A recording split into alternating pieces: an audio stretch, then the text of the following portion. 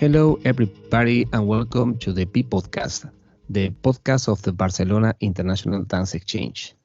Today, in our chapter number 39, we have as a guest Avital Eden. Avital is an old friend and also collaborator. She's a dancer and choreographer, and she's based in Israel. So, Avital, thank you to be with us, and we are super glad to have you. Shalom, shalom, hello. Shalom. So we always start our podcast with asking to our guest about the initial times. No, in your case, it's interesting because you study cinema. So if you can share with our biders, how was your first step when you start to relate to the arts, and then how this twist and or shift to the circus and aerial dance, and then to the dance itself.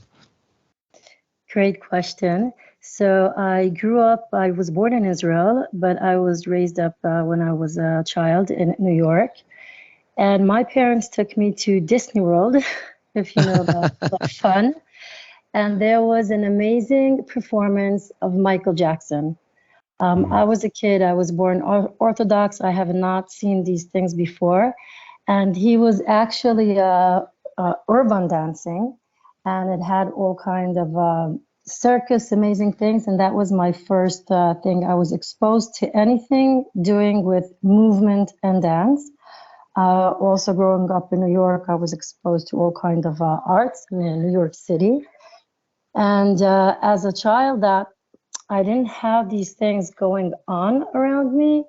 I think that anything I saw, anything in any place, just linked my mind into creation.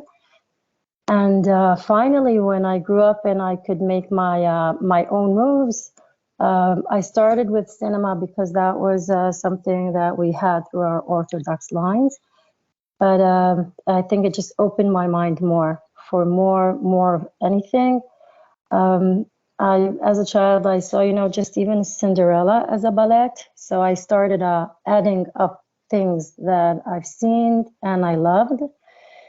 And my parents took me to Vegas to see Cirque du Soleil also. So all these things. Eventually, I found myself more deep in art, not just the performance of circus and urban dance, which I love, but more of inside. I took some classes in Alvin Ailey in New York, and the teacher there he told us, show your soul. And when he did that, he picked his leg very high and he made these amazing jumps, but he wasn't talking about the body movement. He was talking about show your soul. So I think most of all these things made the connection for me of body and soul. I was raised up listening to my soul, giving my soul the stage of life. And I found out that giving my body to tell the story of my soul through the dancing and through the art and through urban dance and aerial dance and, of course, contemporary dance, all these things together give me an opportunity to tell my story through art. You touch a nice topic about spiritual life, and if you, because I think it's an essential side of your line of work. So how you can share us how you combine this spiritual side of yourself with the arts, and from where came these needs?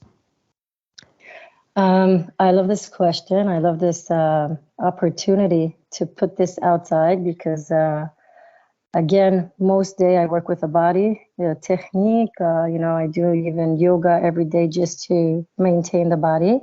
But the spirit, the soul thing is about coming to this life, coming to this earth. And the way I was raised up is to believe there's everything is united. All the people with earth. I come from a belief, we believe in God. So everything through that is connected. And once I open my eyes to this connection, so firstly, it makes me feel I'm not alone in this world.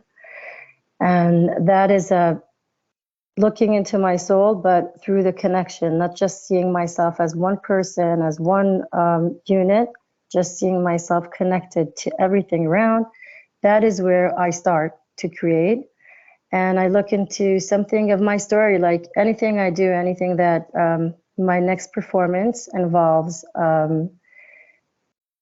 me looking into cracks that happens in life, like when something changes, when something is unplanned, when something breaks, when something I thought is going to happen but doesn't happen, and then there is a crack. So that crack is suddenly becoming my new story, and that tells me something about life. And looking into that crack, looking into what happened to my soul, how is my soul is gonna, what am I gonna provide myself now, or the world, or what story is happening to me. And then I put it up together as a performance. I'm actually doing something as a screen dance now, which is going to involve all my abilities in dance, the aerial dance, the urban dance, the contemporary dance. But it's going to be put up in a screen dance so I could go worldwide with it. But I am looking to connect to the audience with my story, so people can find themselves in the story, because everybody have cracks in their life, like everyday cracks, small cracks. The coffee gets spilled, it's a crack, and something bigger can happen, and it's a crack. These cracks tell our stories. So this is a way to connect to people, to connect to myself, and to connect to my soul. What is the story of my soul in this world? Super. And I wanna know also. Well, I know, no, but if you can share us also one of your practices is and is one of your daily project is the only woman performance project. And also have a relationship with the religion, so and this spiritual side that you also share with us. So can you share us a bit how this project emerged and where it is right now? Okay, so the religious rules of Orthodox don't allow women to perform in front of men. So this thing during my life sometimes feel like it's closing me. And the thing is that there are a lot of women that dance and got professional, and they dance amazing and they perform. So during the years, I perform basically in Israel only in front of women. And I have a lot of friends that do that too. And we try to work out our life in the professional art world. I did my MA in dance, and we work with MASH. Also, we have these stages, and all around Israel we have. But I feel that's not enough. And what I'm trying to do is mostly spread out and the word, and to promote our woman dancing, to have more opportunities in international, worldwide art world, dance world, because the only thing is that it's just a kind of I like to look at it as a technical thing, that it has to be for women only. And it's doesn't mean that the performance is about women or the performance is about Orthodox life. It does not mean that at all. Also, we will have these Bide, amazing thing, coming up in Israel, and we will have this woman-only group, because I feel we need to find better vocabulary than saying woman only. The thing is, we live in life. Today, life is about giving equal opportunities to everyone. It's something everybody speaks about. So when I say I want to perform in front of a woman only, it doesn't sound equal. It sounds like I want to choose the gender of people that will watch my performance, and that doesn't sound good. But on the other side of it, if I don't have an opportunity of gender, woman only choose for my audience, that will mean I don't have an equal opportunity for my performance, for my art. So what I feel is we need to look in and dig inside more in ourselves and have these amazing labs, dance labs, together with more groups that are not woman only, but we will dance woman only, and then have all these amazing talks and thoughts together. So I can find, and I think also for my friends, a better vocabulary, a better saying, even what you just said now, like spiritual is a better word than saying I perform in front of a woman only, because that sounds like not something that people want to mostly to relate to. People want to relate to something wider, something bigger, something more connected, which is my first words, connecting to everyone. So I think that's what we're trying to look for. So we have been doing for more than 20 years women only dancing, women only performances, and I think now our next step has to be connecting worldwide with this with our kind of dancing. And I remember the first time that we talked about it, you you explained me basically similar the similar approach, but also you name about the some resistance that maybe some people can have with this project.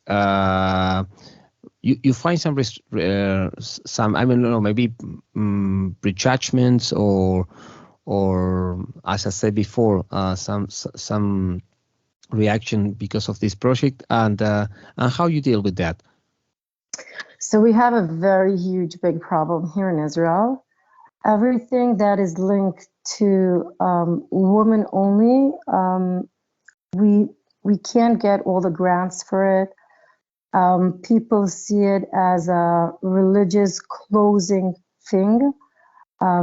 It sounds like not artistic. It doesn't sound something that people want to support, except for the people that are in it already, like artistic people that know this world. But through the government, through the grants, through other things around, so it's we even have like you could say we even have like kind of people fighting us for not doing this woman only thing.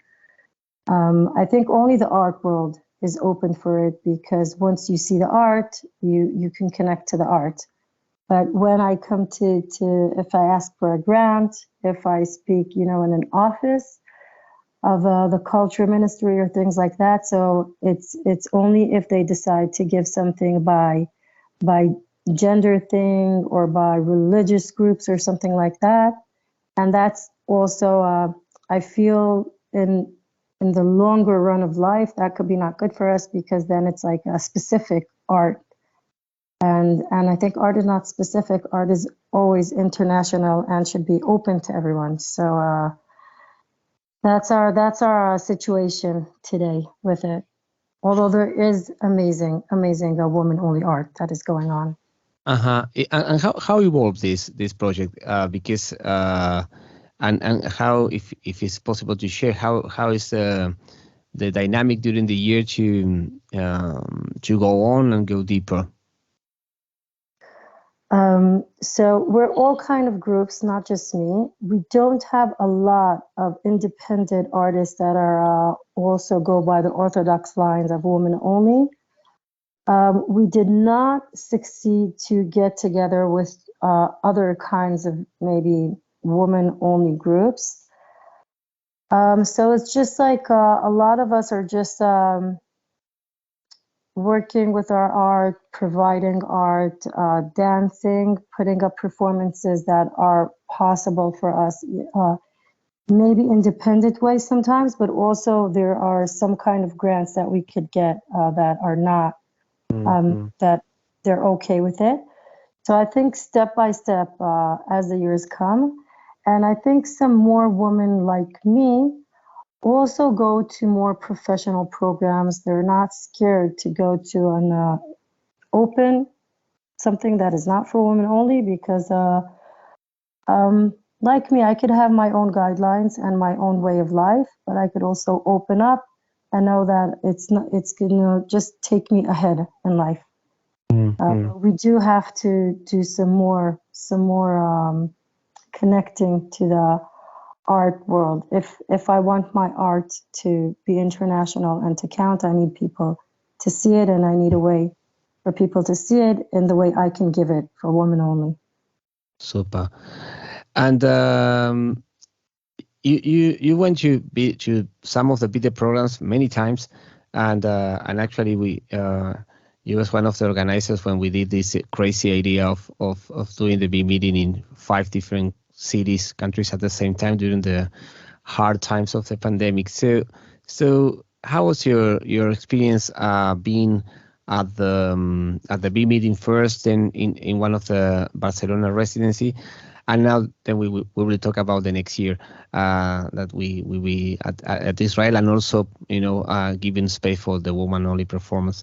So was your thoughts, your memories, and what was taking with you to Israel when you came back from the Bide experience?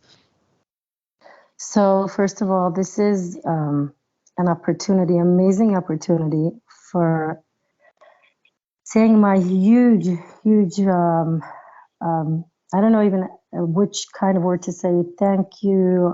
I adore the Bide program. I cherish it. Any wider and bigger words would express my feelings, because what happened to me is I finished my M dance. I was a dancer. I had my art going on, but I was looking for my next step. What am I going to do? How am I going to connect to my woman-only dance, Orthodox, religious, spiritual life to the dance world? And then through MASH, I found the Bide program. The first thing I did was connect with Bide and say, listen, I keep Shabbat. I can't dance in Shabbat. I also had a baby at the time, so I have a baby, anything. I put up all the problems ahead. Usually I was expecting an email or an answer of saying what I cannot do, what I cannot get, and I would it would make me shut down. But this time from Bide, I got an email saying everything is okay. We would honor your ways. You could come to Bide, be yourself, and you will be led by the Bide program. And that's how it worked. And the feeling was finding at last partners to not only to dancing and to professional dancing, but to a way of living, a way that dance could be connected to life, be connected to people, and be connected worldwide with I didn't have to give up anything of myself. It was the opposite. I had only to be myself, only a place to dig in myself, to look for answers with partners from worldwide, which found a way to connect to anything I put up. And I got an opportunity to get exposed to other people's struggles in their life. And suddenly I found, I was related to other struggles. My struggle is not the only struggle in dance life. So that was it opened my mind. And I, for the first time in my life, I felt I have a stage for myself as I am, and I would be respected for it. And the most word I came back to Israel was with the word respect. Respect who I am, respect who any other person is next to me in life and in dance. And I think that's why I was pushing for Bide to be in Israel in any kind of way, also in the pandemic, which was amazing. So I hope I will have a lot of Bide in my life ahead. Well, you're super kind. And maybe because we'll be meeting soon in Israel in December. So if we also, or if you can share us a bit the idea of we used to have in Bide our landing programs where we land our methodology in different cities, but connected to their let's say their flow, how the community itself is working, the artistic community, of course. And in this case, we talk with each other and also with Ofra about the idea of having 2 groups.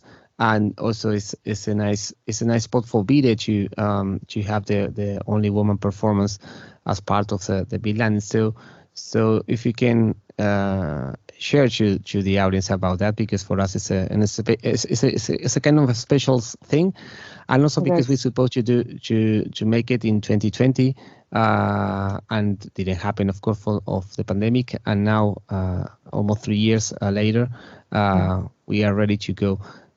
So what is your take about that? And so this amazing thing is we have very much excitement here with the dancers. This is going to be the first time that it's an international dance program that will provide us with a space of women only. So that's a huge step. It will, the women that perform to women only will also have to come open-minded, because they will be involved in an international program.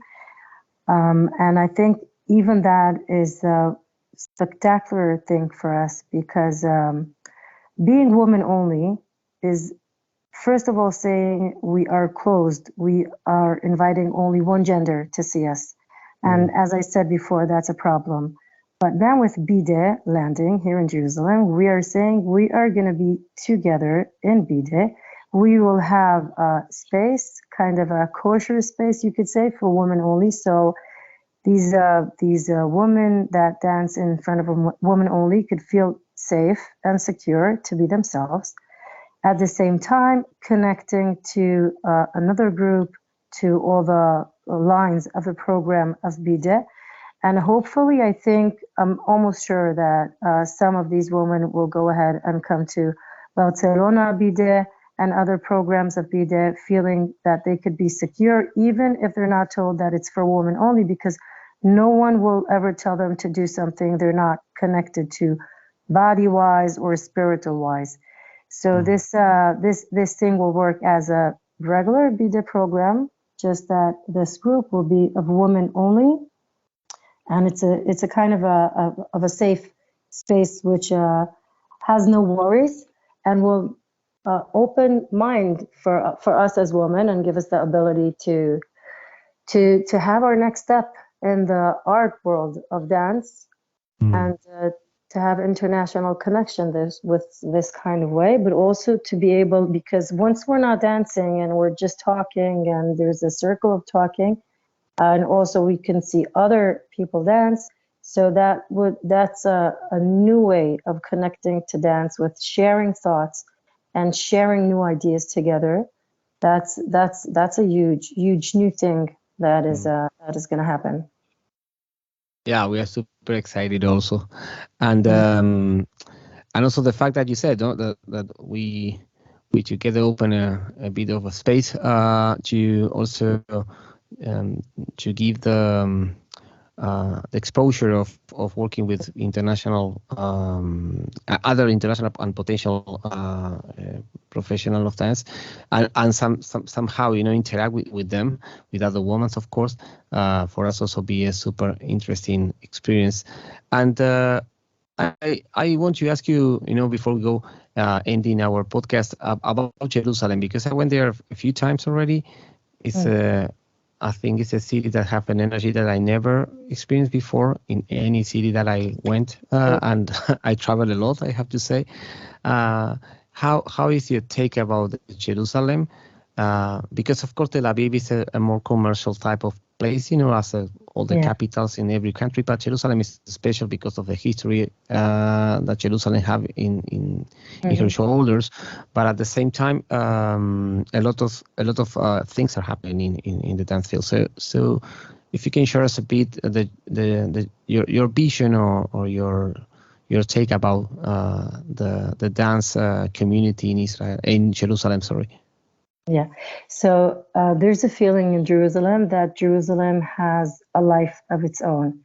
It's been here for thousands of years, and things just happen, and it happens to all kind of groups and to all kind of people.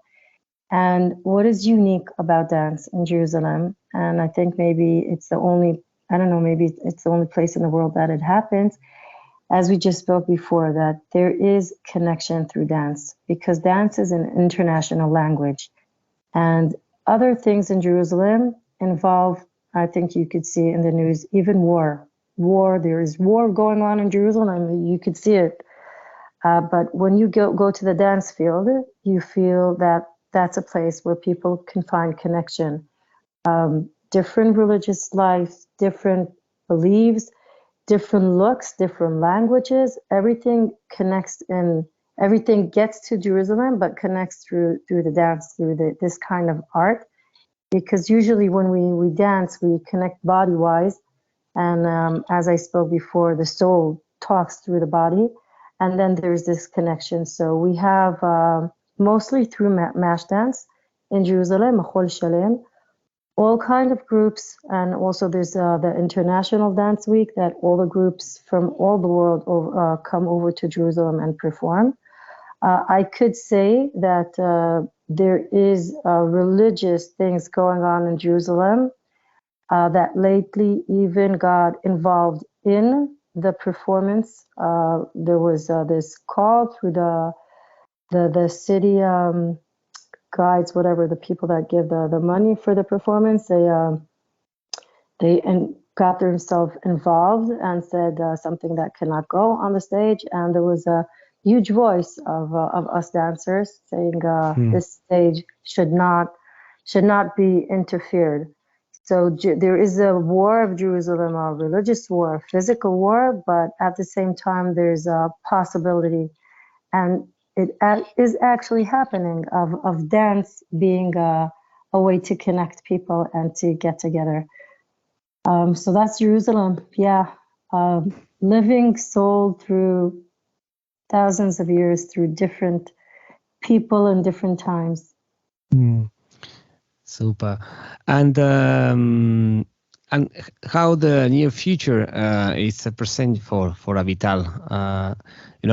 Of course, you have a huge family, and so this is part of the future, of course. But professionally, and besides this project for the next year that we'll be together working with, what are other things are coming? So I have this unique method that I put up together that's bringing dance alive through illustrating from scratch, from getting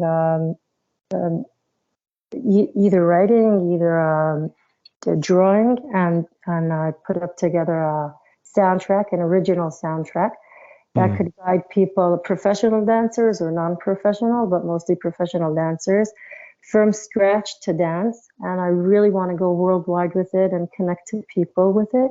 What it does, this method is I work with people with it, and it's like in a very fast way, 10, 15 minutes, people bring out their souls, bring out new movements, move in a new way they haven't moved before. So mostly for professional dancers that are always looking for a new way to move, for finding their bodies again, for doing new things. So this method is really connecting. It could be for one person, for a trio, for anything, for a group dance. And it could even take an existing performance and just organizing it again, or bringing new life to a thing that you already have. So I really want to go worldwide with it and connect to other dance programs and art. And I hope my art could be shown internationally way, with also this woman only, but also with me doing a new thing that will make me feel that I'm going in a new movement with myself again and again, every time again. Super. Well, it's a pleasure always to talk with you, Avital. We are super happy to hear you, and also give this space for your thoughts and your way to how you interact with the art. So thank you so much to be with us in this podcast. Thank you so much. So in Hebrew we say lehitraot. Lehitraot says see you soon, see you again in Israel, in Jerusalem. Thank you. Yeah. Litraot. Shalom. Well, this was chapter number 39 of the Bide podcast, the B podcast, and see you in the next one. Thank you so much.